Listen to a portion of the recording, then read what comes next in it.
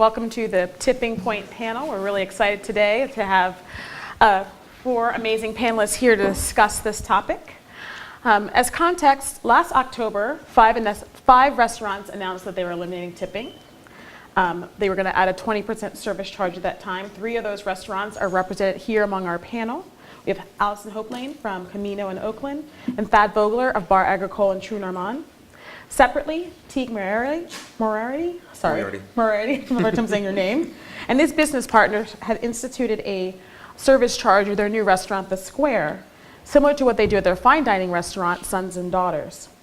All 3 restaurants went into a different direction for a variety of reasons, and they will explain, Thad and Allison, how they moved to an all-inclusive model and how Teague backed off on his service charge at The Square.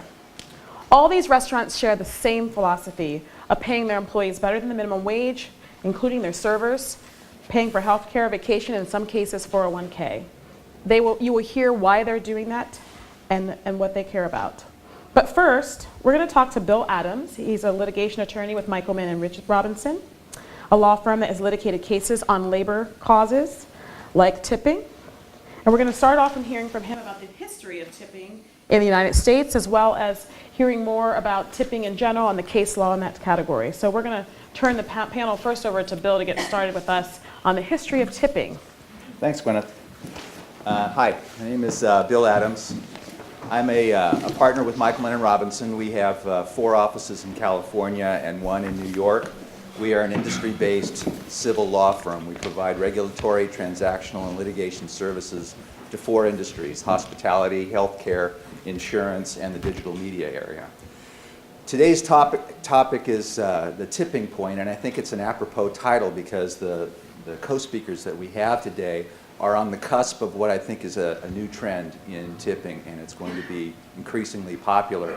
But in order to understand why we're at a tipping point, I wanted to go over with you some historical aspects of tipping practices and some of the more recent developments in the Bay Area and in the United States at large as to why the elimination of tipping is likely going to be a trend that you're going to see more and more.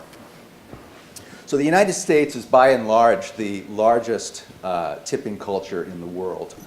Canada and a few Western European countries engage in tipping, but by and large it's an American practice. And interestingly enough, tipping is not something that has uniformly been accepted in the United States. It's not something that has just always been there and people have wanted to do it. In fact, so you see in certain Asian countries and European countries, it's actually deemed offensive to leave a tip. So it's very much an American culture. But during the early part of the 20th century, there was a movement among certain states to actually outlaw tipping so that it wouldn't happen. In the state of California, we enacted Labor Code Section 351, which regulates how tipping is handling, and that law is currently 100 years old. In Labor Code Section 351, which we'll be talking about in a little bit, it sets forth who the tip belongs to and led the way to a series of legal decisions that have brought us to where I think we are today. So a couple of statistics before we move forward. A typical customer, when asked, says that they tip between 15 and 20%. About 75% of customers in restaurants and in hotels engage in the practice of voluntary gratuities.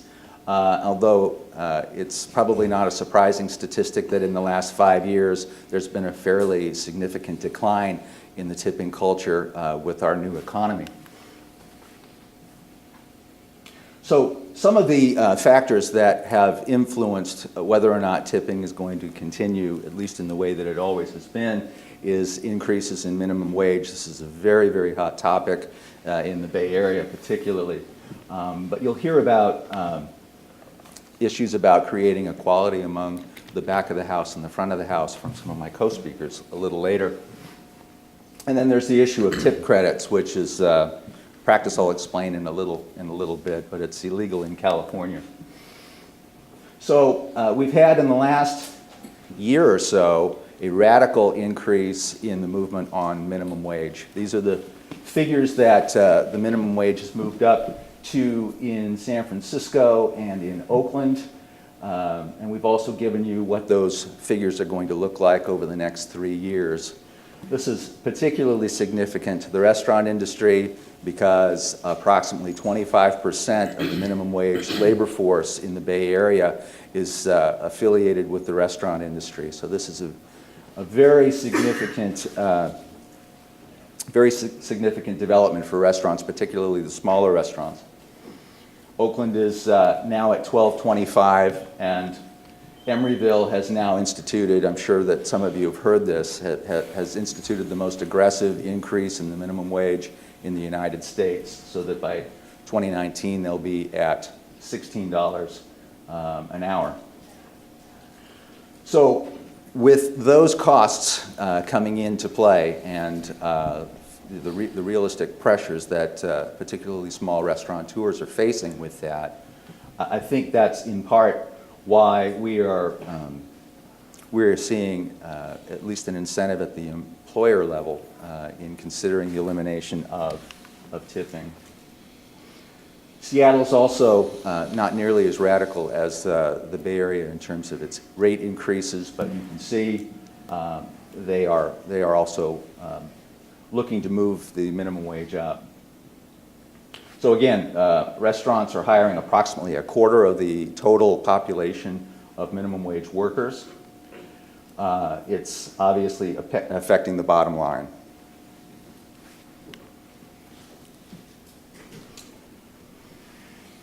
So a separate issue that is faced here is internal strife between the back of the house and the front of the house, and competing pressure for tips. We'll talk a little bit about that a little later, but employers have to maintain control and keep harmony in their business, and some of the case law has actually addressed the fact that the absence of a tip pooling arrangement can lead to anarchy in the restaurant, and so it's actually, in spite of the express language of the statute that I'm going to tell you about in a little bit, it's actually encouraged, and it's recognized as an industry standard. So the Fair Labor Standards Act defines what a service charge is. Service charge is a mandatory charge as opposed to a gratuity. Gratuity is voluntary, and the amount is determined entirely by the customer. These are significant because the IRS makes determinations on what portion of the bill they're going to tax based on whether it's defined as a service charge or a gratuity. So it's a significant issue, and it can be a significant customer issue as well. So a tip credit, briefly, is a practice in some states where the employer actually anticipates that the wait staff is going to receive a tip of between 15 and 20%, so they reduce that from their hourly rate. It's been deemed illegal and unlawful in the state of California. Now, you can also see that California is evaluating its own minimum wage law, but it really is a fraction of what the Bay Area is doing specifically. So it's an issue maybe outside of the Bay Area much more than it is in Oakland, Emeryville, and San Francisco. So tip pooling is, as I alluded to before, is a custom and a practice where a certain amount of the tip is shared, and this is a practice that has gone on and is recognized as having gone on for decades. But there has been some tension in the law on this. As I say, Labor Code Section 351 was enacted about 100 years ago, and it identified the tip as being the sole property of the employee to which the tip was given. And actually the language is employee or employees. And this created some tension because a plain reading of the statute would indicate that whoever receives the tip on the table, that's their money and they put it in their pocket. So in 2009, we had a series of lawsuits in California raising the issue in the context of labor and employment class actions against a variety of restaurants where a tip pooling practice was in place and a disgruntled employee left the employee and then sued the employer on the basis that they had not received their entitlement to wages because of the language in Labor Code Section 351. In each of those cases, the California Courts of Appeal reached the determination that in spite of this sole property language in the statute, the tip pooling arrangements were a recognized industry practice, and they looked through to the language and said, number one, employee or employees, plural, is an indication from the California legislature that the customer may not intend to direct a tip directly to that wait person, and therefore it can be extended to anybody that's involved in the presentation of the meal. This led to a series of arguments that only those employees that were directly involved in the service would be entitled to a share in a pooling arrangement. And so these cases in 2009 established that the busboys were a category of employees that were entitled to share in a tip pooling arrangement. Bartenders, because of their interplay with the food service, were also a category of employees that were entitled to share in tip pooling. There's a clear prohibition in the first portion of Labor Code Section 351 that prohibits the employer or its agent, meaning management, from participating or taking any percentage of a tip.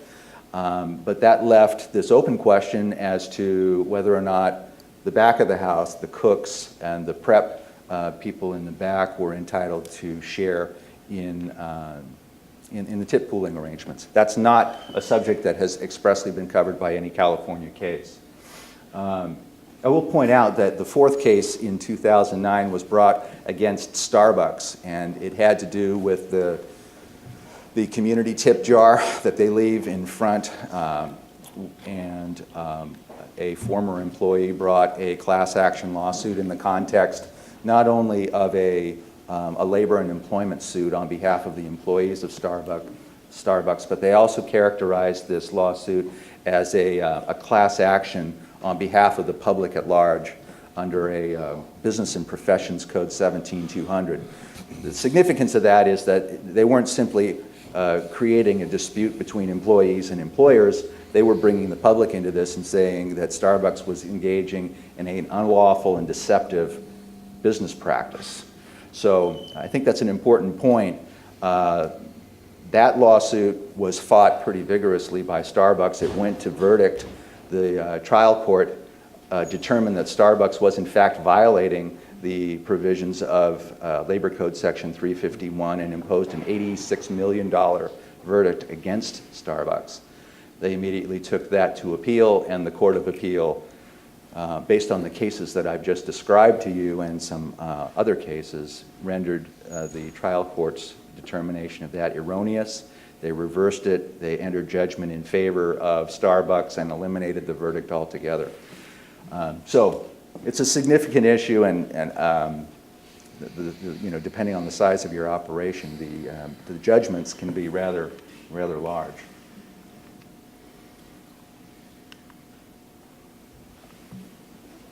So this is a lawsuit in a Chicago-style pizza. This is currently going on. Again, the issue is non-server employees participating in tips. I'll point out that the four cases that were all decided in 2009 on this subject all went in favor of the employer. But as I always say, if you have won in the Court of Appeal, you've already lost, because you've now been involved in at least 5 years of litigation. You've incurred the costs of that, plus whatever reputational harm you've suffered as a result of having to fight that fight. So it's best to avoid that if you can possibly do so.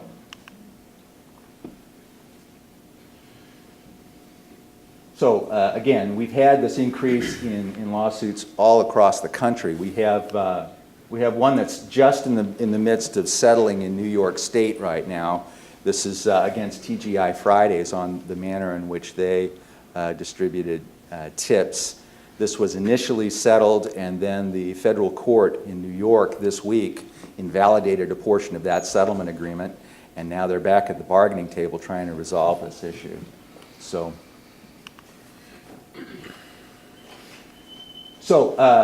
the end of tipping. Where are we going to go? I think that as we talk about some of the practices that have been implemented in the last year in these restaurants, I think that you will see that the elimination of tipping eliminates a lot of the disputes over tip pooling. It eliminates a lot of the issues regarding a disparity between compensation in the front of the house and the back of the house. And I foresee it as being the way of the future. So with that, I'll hand it back. Thank you. I think that was very illuminating. Many of us didn't know the history of tipping in the U.S., and I think it's fascinating to learn more about it. Now we're going to turn over to our restaurateurs here, and I'm going to start off with Teague and have him talk a little bit about the tipping policy initially it instituted at the Square and how it bode differently than his restaurant Sons and Daughters. Teague? Yeah, so we've had a service charge at Sons and Daughters for about 3.5 years now, and Sons and Daughters is fine dining, tasting menu only. So when we instituted it there, we thought about it for about 9 months, and we were really scared about how the public would perceive us. At the time, I think Qua and French Laundry and a couple other restaurants were doing it, but they're definitely kind of in a league above us. And we instituted it there, and we did lose some employees. We lost about half of our front of the house. But on the public side, we didn't really have any major complaints. You know, we have about once or twice a year, I'd say someone comes in and kind of like will write a bad Yelp review or send us a nasty email. But overall, it hasn't been an issue there at all. And as for the employees there, I think that it's a very sensitive thing to bring up with any employee because you're messing with their money. So at the end of the day, at Sons and Daughters, people are still making the same amount take home that they were making before. But trying to explain that, it's really easy to come off as kind of like, you know, the a-hole boss who's trying to take more money, even though that wasn't our intention. And so it worked out really well at Sons and Daughters. We really did see a big increase in having our back of the house staff paid a lot better, having more managers on the floor, generally having better benefits, and we were able to keep kind of longer term employees who are interested in those benefits. So we thought it'd be a great idea to do it at the Square, and we did it for 4 weeks there, and I don't think I've ever experienced so much hatred towards us. I mean, it was like every night, you know, we'd have like multiple notes written on the tables of people, you know, being kind of like, how dare you? They ran the gamut from people feeling kind of robbed of the power to tip, to accusing us of stealing money, to, you know, why don't you just run your business properly and charge the right amount and pay your people the right amount. And you know, we tried in that month-long period to write notes that we gave with the checks and really trying to, you know, inform our guests as best we could of why we were doing it and the policies behind it and kind of the wages that we were paying people. And it did not fly. And, you know, I think we made some other mistakes with that restaurant and opening and not knowing our customer base well enough. But that was a big one, and I think it really alienated us from the neighborhood to start. So we ended it after a month. You know, we were stuck with the wages with our back of the house just because we'd all signed contracts with them. The front of the house went back to minimum, and they figured out their own tip pool. And, you know, over the year and a half, we still pay people above minimum, obviously, in the back of the house because that's the only way you can keep cooks. But no longer $20 an hour, which is what our starting wage used to be when we were doing the service charge. So it's interesting. I mean, I think it really, like, it's such an emotional subject for everybody involved. It's been fascinating to see in a fine dining setting it be such a thing that customers don't even blink at. And in a more casual setting, and I think, you know, as Thad and Allison will say, you know, I think a service charge will never fly. And I think the only way to do it is to eliminate tipping by increasing your prices. So that's what I'll say about that. Great. And Allison, you had initially planned to go with a service charge, and then Oakland Measure FF, which was their minimum wage proposal that passed, and then part of the language of their minimum wage proposal required that hospitality workers receive 100% of any service charge that's left to them. So it has to be paid 100% to the employee, which is another difference. So talk a little bit about the evolution that you went from originally proposing a 20% service charge, you know, what if any effect the measure had on that decision, and then ultimately going to all-inclusive pricing. Well, for us, a lot of it had to do with some language that it didn't define who the hospitality workers were, so we weren't sure if that would be able to include back of house. And we were kind of, after months of sort of planning on changing our policy, kind of figured that we didn't want to be the people in the lawsuit about this issue of back of house in front of the house. And for us, it was a big decision because we wanted, I think ultimately, what was important to us is to pay the back of house and front of the house in the same manner. So to eliminate tipping altogether. So what we did is we raised everybody's wages and increased our prices.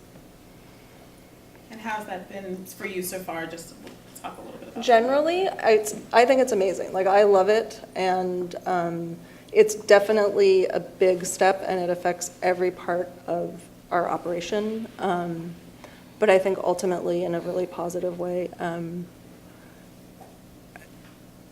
amongst the people who work there, it's really great.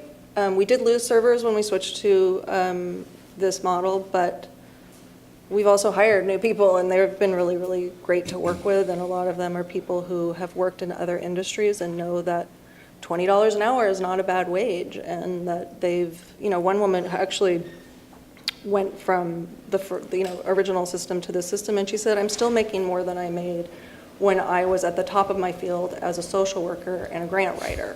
So I think it kind of, that's okay with me. I think that's pretty all right. So customers, I've been actually quite surprised at how well they are adjusting to it. And I have been actually on the floor more and hosting more. So every person I seat, I tell them what we're doing. And I'm almost always met with people saying like, great, or okay, whatever. Like, they either don't care or they're excited about it. Very rarely, people have questions, but they're questions about whether the employees are okay more than about their ability to tip. I think that that's been actually a really nice surprise.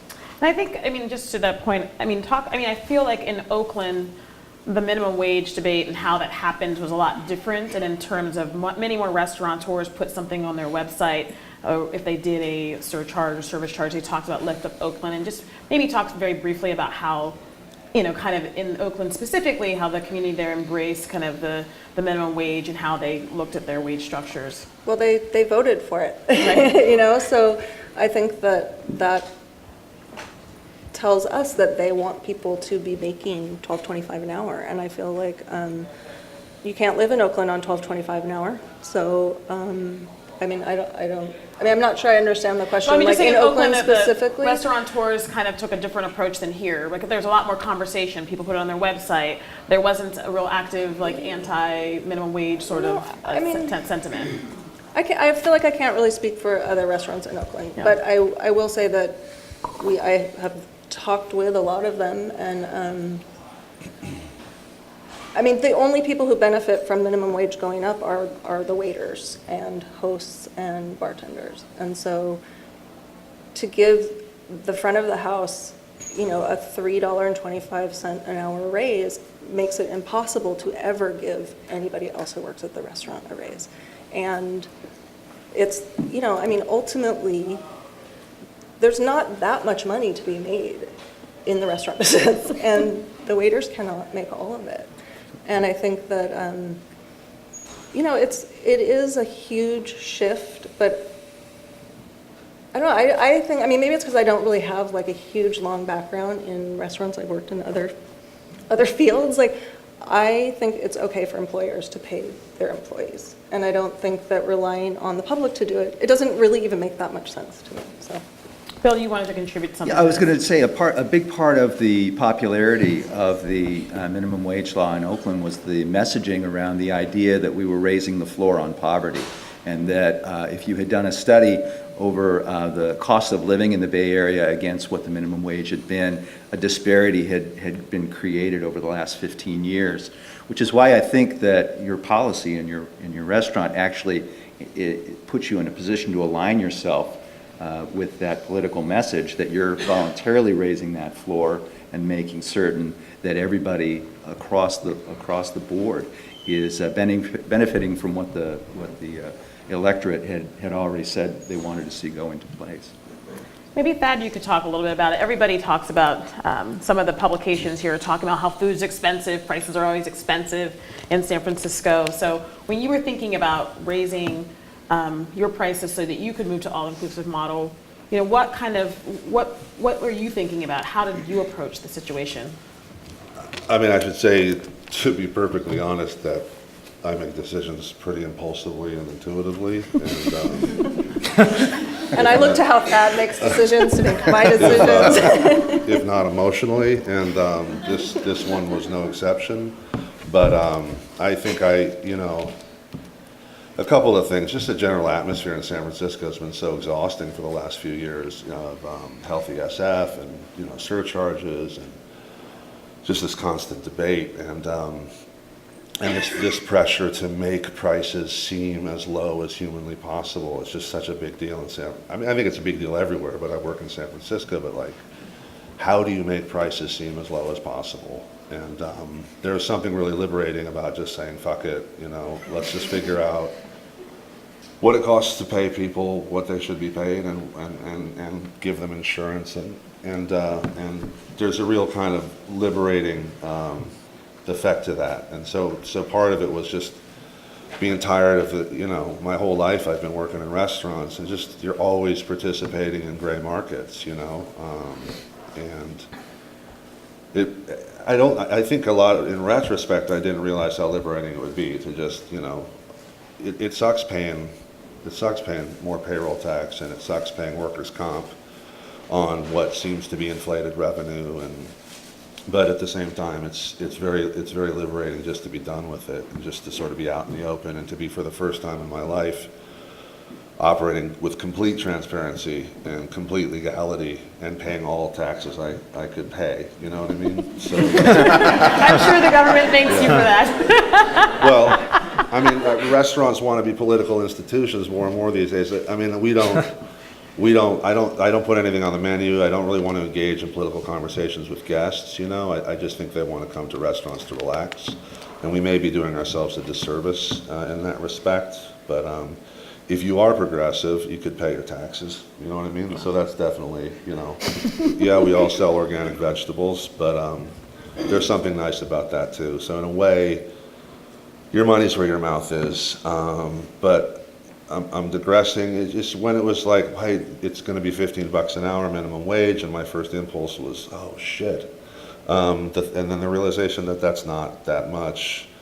Why not now commit to paying everyone $15 an hour at least? And how might you solve that problem? And at the same time, Allison was hosting some conversations with a lot of prominent Bay Area restaurateurs that I don't need to name, but people I respected, and the vibe was, we're going to do this or something like this with, I don't know, 10 or so renowned people.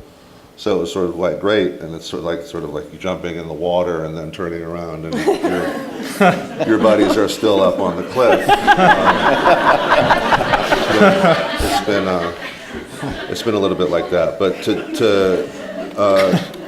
to describe it as briefly as possible, what we do is similar and a little different. Everyone gets an hourly wage or a salary. We have some more people on salary now than we did before, and we sort of added a tier of management in the kitchen and the front of the house. And every 2 weeks, before the increase, 30% for us was a reasonable goal for labor. So we started with 30%, and then we had added 20% for the equivalent of the service charge to increase the prices. So that ends up being, so say you sell $1 million, 30% of $1 million is what your labor was previously. Now we sell 1.2 million, and 500,000 would be the equivalent, right? So that's 42%. This math seems fairly simple when you're on the other side of it, but with staff, I just last night I was explaining it to two people for fifth or sixth time. But it's a big change, so I don't mean to make light of it. So 42 every 2 weeks. Here's your revenue. We take 42%. We pay out all hourly and salary. and then whatever's left over is split up as a revenue share, a sales incentive for front of the house. So it's our belief that we run like a tech company. You've got product development and you've got sales. Product development is compensated generally by salary. It was our desire to incentivize the sales force. It's really hard for a server to think beyond a one shift period of time. Like, it's really hard. And I know that when I was 25, I went to the place where I made more money, so I don't begrudge anyone that fact. But so like, let's all collaborate and sell more in this 2-week period. While it sounds great, there's real muscle memory about, I sold 4,000 tonight. I should have but it's always going to be something, you know what I mean? I think with front of the house, this is a mercenary group. They're really good at what they do, and they're motivated by selling. And I don't think that I think that's always been an issue with servers, and it's changed. It's a little different, but not worse, I would say. And was the transition from like the daily sort of tip out situation to like the bi-weekly payroll situation, how was that received for people? Any particular experience that you want to share? From the moving from the daily payout? Yeah, or Allison, both.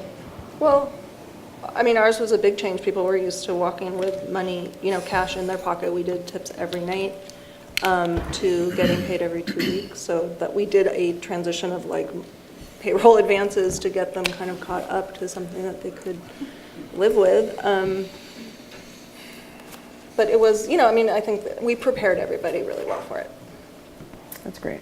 And Thad, I don't know if you had anything to add to that. We were already pooled house, so they were already on that bi-weekly. Okay. But yeah, it's so it wasn't a huge shift, but it goes. It's like it used to be that the amount of money the front of the house made was like the weather, and they don't blame you for the weather, but now they blame, So now it's still an ebb and flow of business, and Right. front of the house will still have sweet payrolls and less great payrolls, but it's coming from you. So there's really a sense that it's you that's deciding arbitrarily that they make this much this period and that much the next. At its worst. I mean, generally, it strengthened the company culture, and I think it's interesting to see that what young people want is a place to work that they're into, where they like being, and that's really as much of it as money. I mean, or it's a significant. And if you are, and I think, in all honesty, if you're going to take over paying, if your clientele used to pay your staff and now you're going to do it, you need to be accountable in a way you weren't before. And I noticed that I was guilty of treating these people like independent contractors, and having that kind of, even though I was a bartender by trade, having that kind of sort of contempt, of your employee, because they're just trying to get theirs, and they're working their own deals with your clientele, right? So, but once you start to pay them, you have a different relationship with them than you did before. So that's interesting. Wow. And Teague, I think it was really interesting. You said that in terms of when you did the service charge versus going back to tipping, people were making use of roughly about the same in both environments.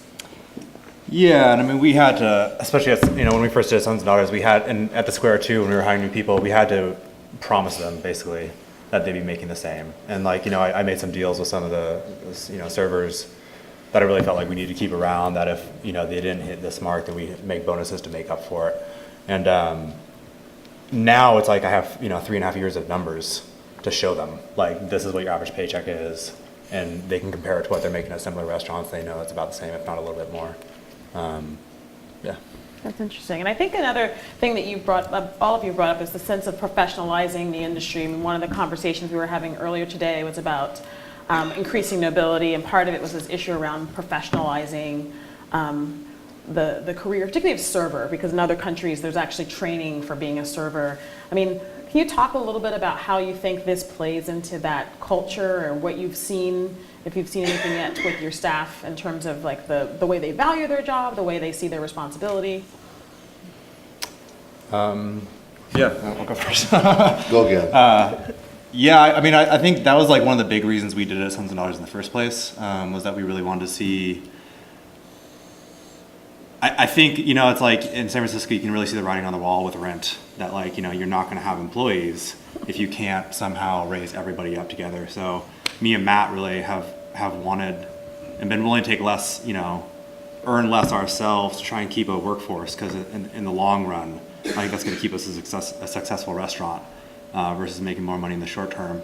And, you know, you really see it with the front of the house, where it's like they can come and go to all these restaurants and make $300-400 a night, come in and out, and kind of go where they're going to make the most money.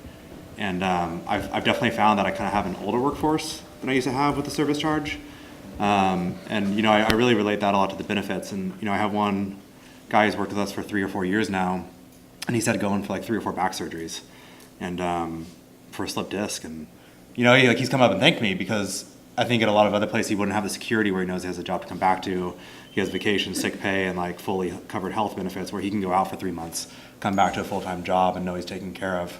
So you know, it definitely, like, I don't think like at Sweet Woodruff we don't have any service charge or anything. It's all tip employees, and they're all art school students, and they're all, you know, very transitional people who are coming in and working 6 months and leaving. And you have to have a system where those people can do that. And at Sons and Daughters, we can have a system where the same people working for 3 or 4 years, and really like kind of build a community around it. And that's been really nice to see. But I think you're fighting against so much culture in America with tip structure and restaurants that, I mean, to make it professional, I think is going to be such an uphill struggle. And I'd love to see more restaurants do it, but I mean, it's an uphill struggle. Well, one of the things that we did when we transitioned into a no tipping model was to think about, like, how do we employ the back of house? And we don't cut them when we're slow. They all work full time. They all make an hourly wage. And we decided that's what we want to have in the front of house as well.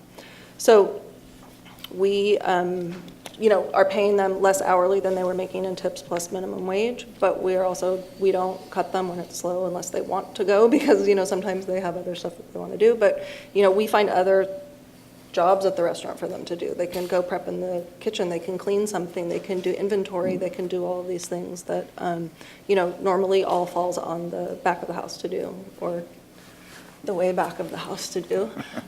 So that gives them some stability, some predictability. They're making the same amount of money at brunch as they are at dinner. They know what they're going to make, and they can plan their lives around that. And that works for the kind of people that we want working at Camino. So the benefits are different. I mean, I think that's what you're talking about, is that it's dependability. And we're able to, I mean, we also offer health insurance to full-time employees, which none of the waiters were ever full-time before, because they would get cut. So they even at 5 days a week, often would not make enough to qualify for full-time, so now they can.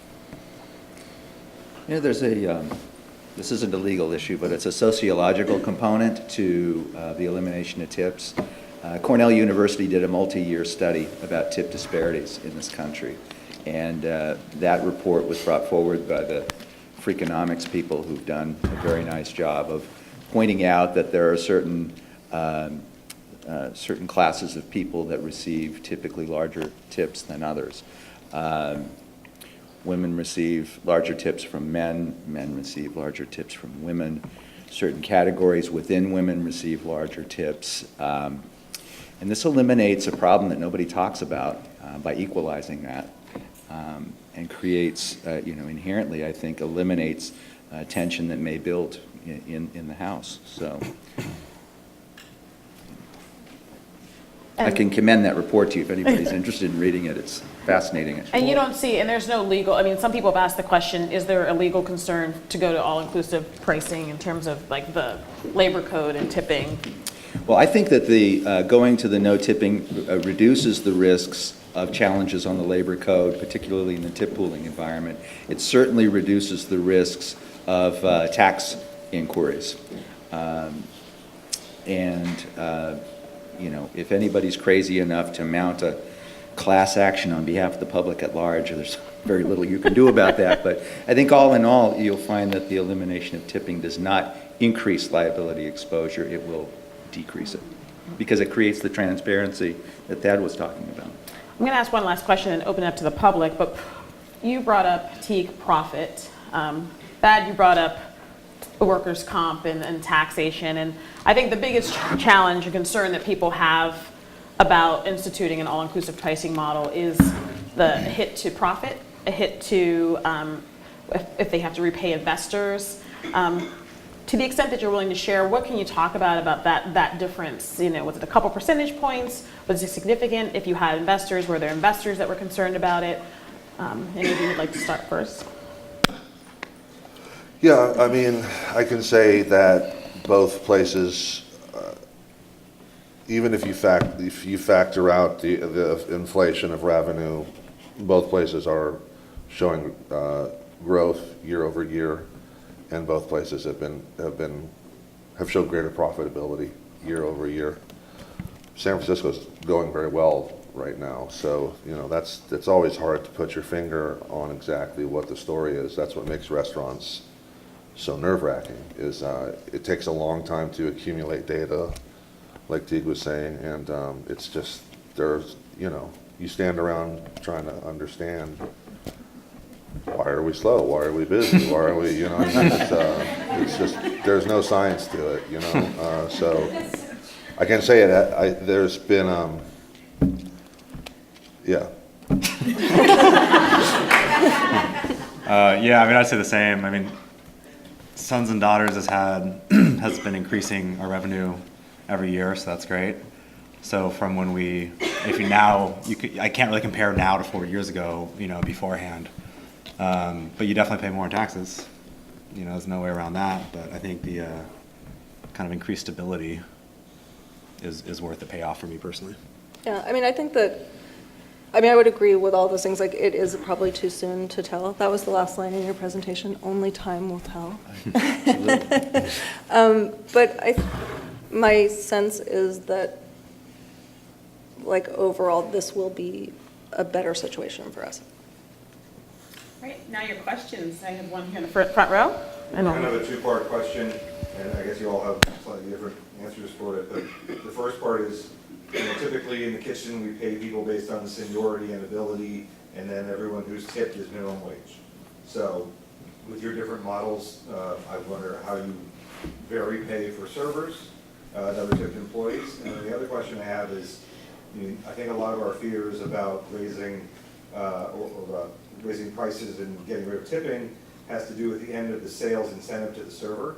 So I was wondering if you have enough data on the ticket averages, aside from the increase in prices, to show whether or not, a salaried waiter sells more or less than the tip does.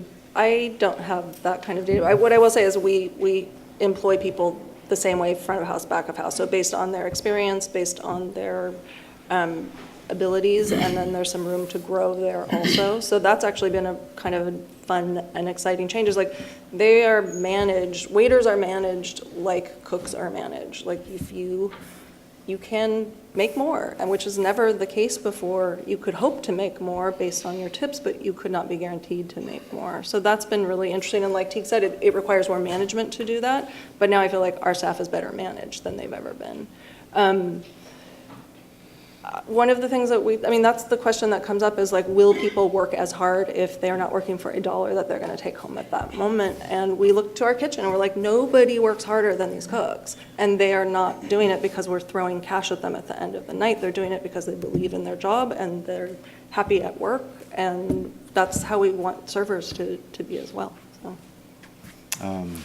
So all of our employees are paid hourly based on their abilities and their resume, basically. So it's a little bit different than having a service charge. Yeah, I haven't seen any change, but also, it was always a pool tip house, the Sons and Daughters, before we went to service charge. And now with the service charge, it's kind of similar. I will say, like, when we did go to it, the people that left, it kind of felt like, okay, good, you're gone. Because if that was such a big deal and such that you were so attached to the tip and that was 80% of why you were here, get out of here. You know, I'd rather have someone who, obviously money is important to everybody, but I'd rather have it be a 50-50 where they enjoy the place and, you know, are part of a team versus just in it for themselves. Yeah, I mean, that brings up a point is like, we lost probably 2 of our absolute best waiters, but they were not our best employees. And so, you know, it balances out, and now we're having great waiters who are also great employees. And Thad, maybe you'll talk about, because you do, you do kind of profit sharing, so maybe talk a little more about that. I think you mentioned that. Yeah, sure. Cover average, even factoring in the revenue increase, is equivalent, is the same, almost identical.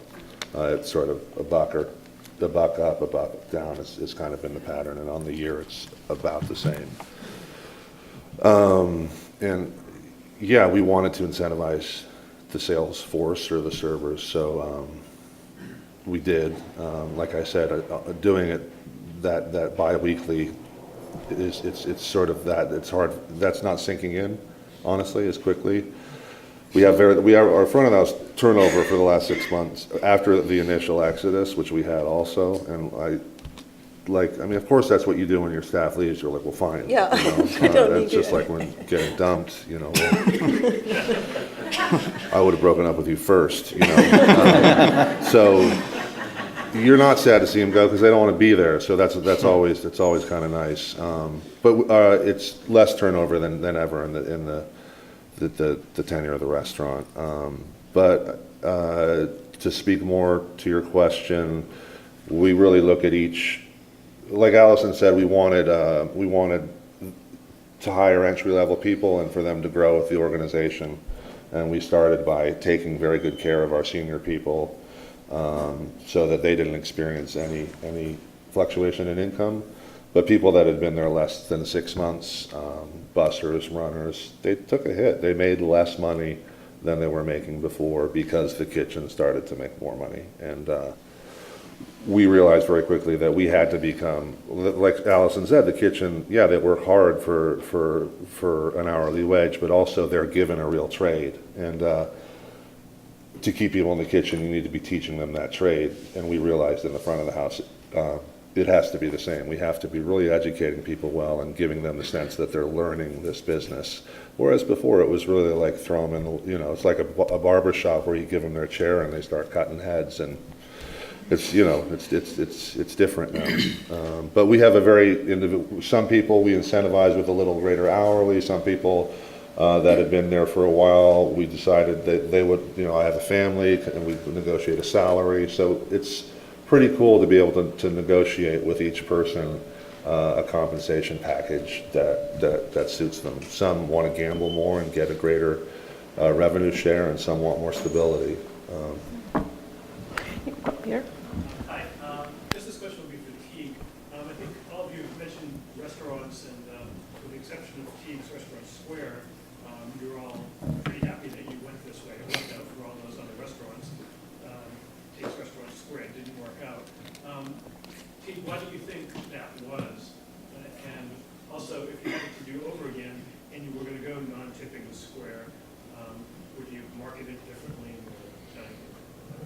Yeah, I mean, just to be honest, the Square struggled a lot for a lot of other reasons besides tipping. There were mistakes that we made as restaurateurs, and with our opening.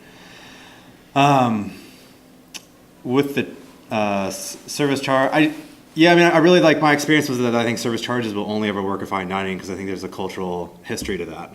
I think a service charge won't really ever work at a kind of middle or cheaper restaurants because it just reeks too much of a surcharge or healthy SF, which I think San Francisco's accepted, but I think people still grumble about constantly. So, all of a sudden you multiply that by 3 and people really start grumbling. If I were to do it again, I would do just tipped.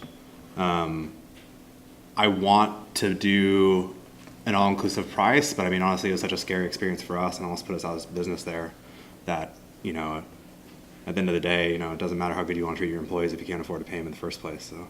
Thank you. And how do you just sell the fact to the customers that, hey, these employees are doing better overall? Well, we didn't do a good job of it at the Square, obviously. At Sons and Daughters, we have verbiage and we have language in the menu and on the website.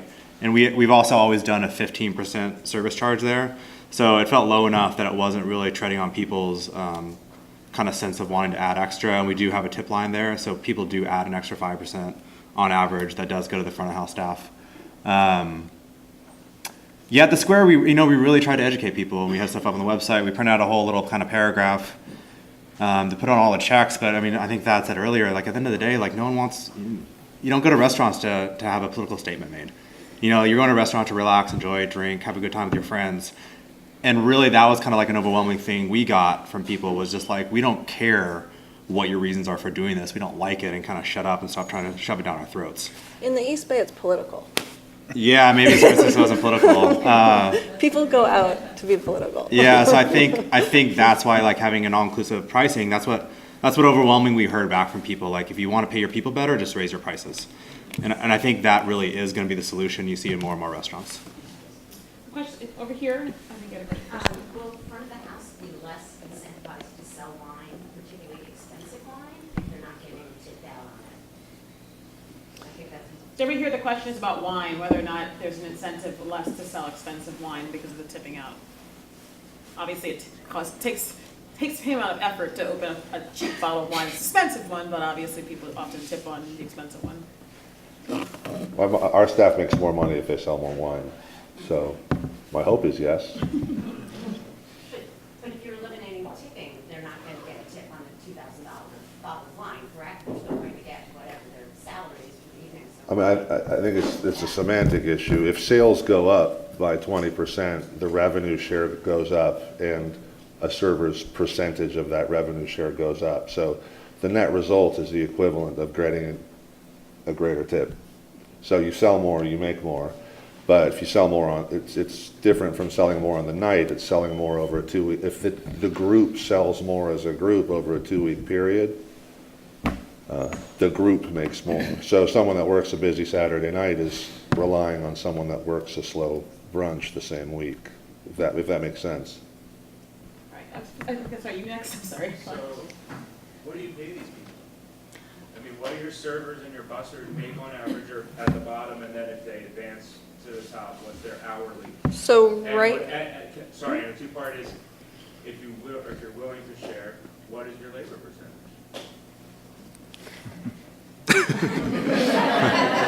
it's high. It's really high. I mean, it is high, but I feel like right now it's our slow period, and so we are taking the hit for this. Come fall, we'll be, the house will make more money. So, I mean, we've only been doing it since February, so I don't know that I really want to get into the percentage of what our labor is, but it is, along what lines of what he's talking is like 42. So servers start at $20 an hour and go to 25 at the moment. There could be possibility to go beyond 25 for the right person. We did move people, in the bar and on the floor into management, so they're now salaried as well. Which is also kind of a cool thing because now there's some incentive to be a manager, that you can actually make more than a server and have the responsibility, so. Yeah, we're about the same. Our cooks start at like 17 to 20. Yep. Our servers are making about 20 to 25 depending on seniority, and bussers are making about 17 to 20, I'd say. And I'll just chime in too, that one thing I want to say earlier is that it really did take a lot of tension out between the three different groups that work in your restaurant every day: management, front of the house, and back of the house. And so that's one thing that I've seen a lot, is that there's not as much animosity between the back of the house and the front of the house, and now there's more management, and your managers are making similar or more than your servers, which is kind of the opposite before. We're capped, so actually it's pretty awesome. Like I said, what would have been 30 is now 42%. So my labor's never been more in control, and I've linked the staffs. The staff are sharing the risk, so they share greater upside, and so it's 42% every 2 weeks. Pay everyone out, share what's left over if anything's left over. So my labor has never been more in line. The other question is what do people make? Yeah, back of the house still makes a little lower on average than front of the house. They're at like I mean, I look at everyone's hourly every 2 weeks, so to talk about it in hourly, they're sort of 16 to, 40 if you consider, executive chef, but 16 to low 20s, and then front of the house is 18 to 40. So probably the sweet spot is more like 20 to 30, most of the front of the house lives in. Next question, I know that there was one over here. I'll go right here. I'll go over here, sorry. Yeah, I have two questions. One, you're just starting to touch on for management. We talk a lot about seeing the disparity between the front of the house and the back of the house. I'm seeing a lot of disparity with how much my servers are making to how much my managers are making. And the incentive to go into management when the hours are usually longer. So I'd love to hear, if you're open to sharing a little bit of how much you're paying, but also if you saw an improvement there. Improvement in, we saw improvement in what? If you saw an improvement with the quality of management or in people that would want to go into management, I'll share with you, we see our servers making anywhere to $40 to $50 an hour. It's not always consistent in terms of number of hours, but our managers are making, between 42,000 up to say 65,000. So they make more money being a server or bartender. So I'm curious if this structure has improved that for you in getting. Well, our managers make more than our servers. Had it always been that way before? No. I would say servers always made more than managers. Okay. Hourly, and they work less, way less. Right. Wait. Yeah, same here actually, and it's been great. Like we could really secure people at the top, so our best people and our management have never been happier. The issue has been entry level and lower, and that's always been pretty volatile. So our management is happier than they've ever been in the front of the house, which is great. The other question I had to you was kind of self-weeding out, the staff members who aren't carrying their weight. It seems like these different scenarios, depending on if you have a commission-based and, pooling tips. Certainly with bartenders, you have a weak bartender, they kind of get the guy out or gal out on their own. So is there anything you've seen as a restaurateur that has helped to alleviate some of the burden on you for managing somebody out? Well, I think it actually puts the burden on us to train and maintain the level of, service, drinks, food, all of it across the board. Do you have staff coming back to you? Actually, we actually had somebody who left before we transitioned to no tipping, and she's now come back to it. So, it happens. Right here. Yeah. First of all, I want to thank all four of you guys, but I think it was for me, very insightful to see that there are many different levels of approach to kind of fix the same issue.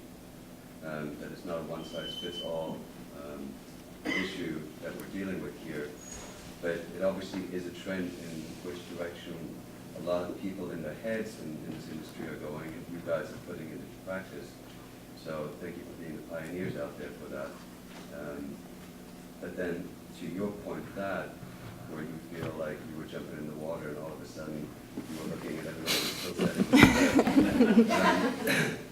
I think being in a panel like this today and bringing it out at a conference like this is certainly a step in the right direction, but what can all of us do, what can the Golden Gate Restaurant Association do to maybe make this an easier step for all the rest of us to go in that direction? Because we've all seen what happened with the Health ESF.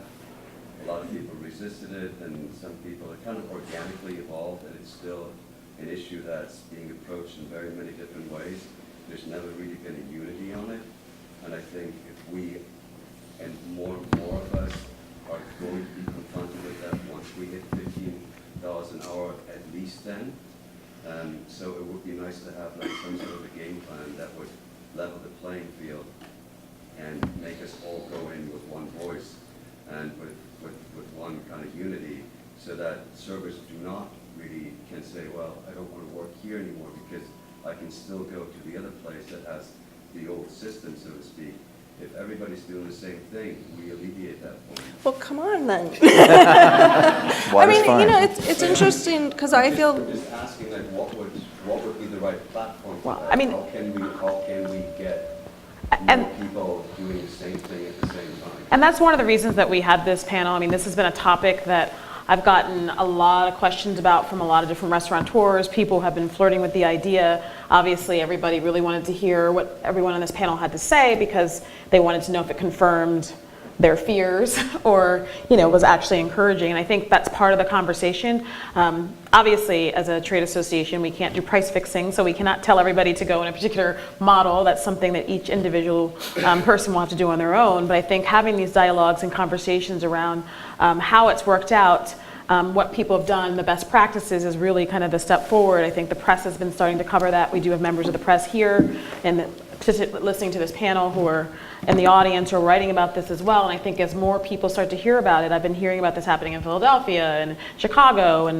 LA, and I think more places are going in that direction because a lot of people feel like, why should restaurateurs rely on the benevolence of strangers to determine the salary and income for their workers, especially in a place like here where the disparity is so great between the front and back of the house and we're struggling to keep labor. So it is, I think that's part of the reason we're having this conversation is because people are so fascinated by it, and these guys have been pioneers in trying different approaches. And I think it's important to hear from these guys. I'm sure they're all willing to be resources to everyone in the audience here on this topic, but I don't know if anyone wants to add anything to that.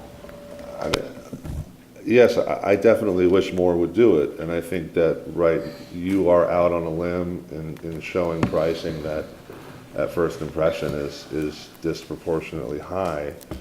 I definitely heard a lot of people say this is a trend, this is the way it's going. It's not. At least not yet. It's totally not. You know, I'm glad I've done it, but it's not a trend. I think the media very much wants it to be a trend. I think these issues are very much on restaurateurs' minds, but very few people, if any, are making the jump, which is a bummer. So definitely, I'm happy to be transparent and a resource for anyone who's considering it. I'm gonna go to Russ over here and I'm validate. curious, are any of your restaurants, do you have a liquor license? So is it tip 47? Type 47. Oh, type 47? we do. Both are All of you? 47. If you didn't, would your decision be different? I don't think so. It's hard enough making decisions in this reality, let alone imagining other ones. But I think what their question is more like in a beer wine situation where, you know, versus cocktails, because people do sit at the bar and can sometimes consume a good amount of cocktails, which are much more profit. I will say we're sort of cocktail-driven concepts, and that's where we've seen the greatest pushback. Like San Francisco, our wine sales are going way up, and our beer sales are going way up. But also growth is least strong in liquor. I think we're showing a $15 cocktail, and people that drop in for a drink aren't interested in it being price inclusive All right, or service inclusive. so just on the other end of that, and this I think plays to the whole thing, is that we actually have no information to offer you. Our liquor sales are way up from what they were, and our wine sales are down. Weird. What's your cocktail price? 14. 14. Yeah, thank you for this, really informative and interesting to hear the different models. I was at a restaurant, and I don't know if you name the restaurant, it was a newer restaurant about 6 months ago, and they included everything in the price, right? And this price sensitivity, I think, we're a little bit jaded here in San Francisco to price sensitivity because people just seem to not pay that much attention to price, but in most of the world, they are much more price sensitive. But they were including the service charge and tax in the price of the food, and I went in there and I ordered an entree and an appetizer. It was beautiful food, guinea fowl, gorgeous ingredients, and I didn't order anything to drink. It was $35, right, including of tax and tip. And I was fascinated at how this could be real, right? For this quality food, and is anyone sort of doing the economics? And I talked to a server new manager, and everyone was so fired up there. Like, the passion behind the staff was incredible. So obviously it felt like there's some long-term play here.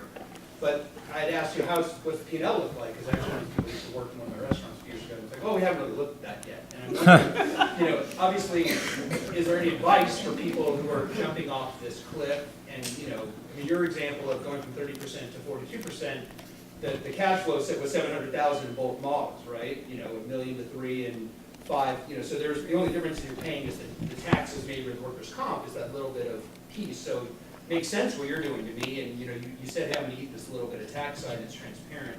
But how can you raise your prices so much and include these things and not have a price sensitivity backlash? What do you feel about that?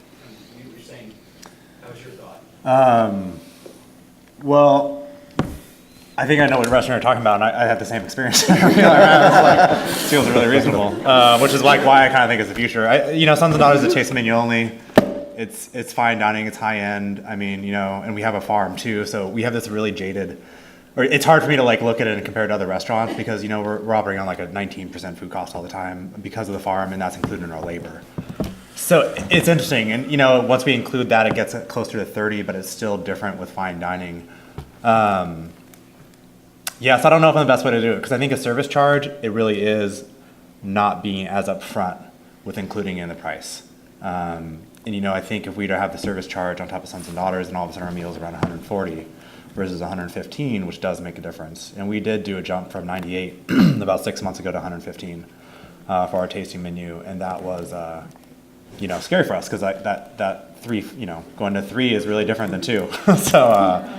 It's been good for us, and we've worked up to it over years, obviously. But I think when I go to restaurants where the price is included, it honestly doesn't seem that high compared to if you're going out to some restaurants, with a beautiful view where you pay for that view in the rent. So. We can take one more question. I know that. Okay, sorry. One more question. Yes. I just was curious. Are you when you're doing the full price and you're pegging the amount of wage? Are you doing some kind of point system with respect to you're flooring it at a minimum wage or agreed upon bottom wage, and then you're doing a point system for the difference? Exactly. Everyone gets a point per hour worked, and then there's also what we call a multiplier. So with seniority or merit, you'll have a multiplier, a higher multiplier. So 1 hour might, if you had our stronger people would have a multiplier of 3.5. So 1 hour worked would equal 3.5 points in the revenue share. Just to say that, like in LA, where I'm from LA, we're going to $15 as well, and there's an independent coalition of restaurateurs that are about 400 strong, and there's talk of going to a model, whatever it's decided upon, overnight, so that you don't have exodus. Is servers going to turn around and they're not going to have anywhere to go. Everyone's doing the same thing. So, Well, Italian. Be careful about that. it's not. It wouldn't be inclusion. I mean, not everybody's doing it. It's just a certain. Only they are inclusive. Well, I know that we could listen to our panel, I think, for several more hours. And I think I want to thank everyone on this panel for sharing their personal numbers and expertise and stories. I think this is a topic, like I said, is of the greatest interest of anything that people have been contacting us about specifically. I thank you for taking your time. I want to remind everyone that there's an after party.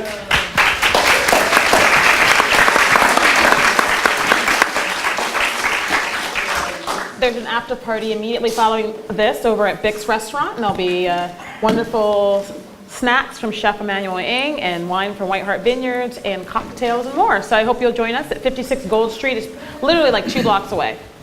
Thank you. Thank you. Thanks. Yeah. That's super. Oh, okay. Yeah, I saw that. Hi. Okay. Okay. I'm sorry. Nice to meet you, Tim. Yeah, of course. Well, I was gonna say to you actually that we have a song. Okay, I met you. Yeah. Well, it's been two young women. So Amy, though. Yeah. She's cool. Yeah. Yeah, we have. Hey, hi. Yeah, of course. Yeah.